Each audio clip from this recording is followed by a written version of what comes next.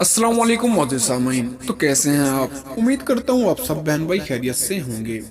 Shampoo खुद घर पर बनाएं, बिल्कुल आसान तरीका, हर किस्म के मुज़र असरात से पाक।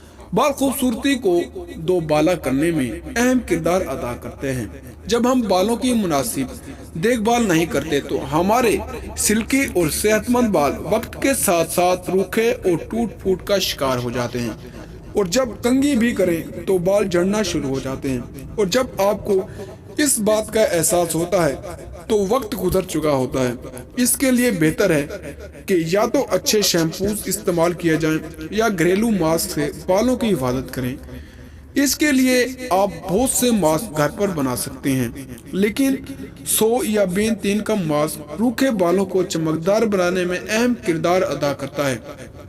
ये मास्क न सिर्फ रूखे बालों को चमकदार बनाता है, बल्कि इसके साथ साथ बालों की जड़ों से मजबूती भी फराहम करता है।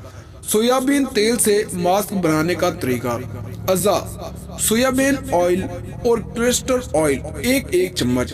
तरकीब यह है कि मास्क बनाने के लिए सोयाबीन तेल और कैस्टर ऑयल लेकर इनको एक बर्तन में मिला लें और हल्की आंच पर गर्म कर लें।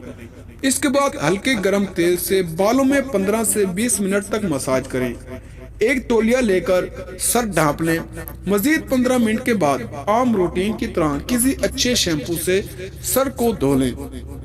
बालों को घना और चमकदार बनाने के लिए इन्हें धोने के बाद कच्चे नारियल का पानी लगाएं। रूखे बालों में रौनक लाने के लिए दही 4 खाने के चम्मच, छनी हुई मेहंदी 2 खाने के चम्मच और 1 चाय का चम्मच नारियल या जैतून का तेल मिलाकर अच्छी तरह बालों में लगाएं और 20 मिनट बाद धो लें। ये अमल हफ्ते में 2 से 3 बार करें। 1 खाने का चम्मच मेहंदी में 1 खाने का चम्मच सरसों का तेल, 1 अंडा और आधा चम्मच नींबू का रस शामिल करें। फिर इसे बालों में लगाकर कुछ घंटों के लिए कपड़ा लिपेटकर छोड़ दें। इसके बाद बाल धो लें। इससे बालों का रूखापन खत्म हो जाएगा। अगर आपको हमारी वीडियो पसंद आई हो तो वीडियो को लाइक करें और चैनल को सब्सक्राइब करें। तो मिलते हैं अगली वीडियो में, तब तक के लिए अल्लाह हाफिज।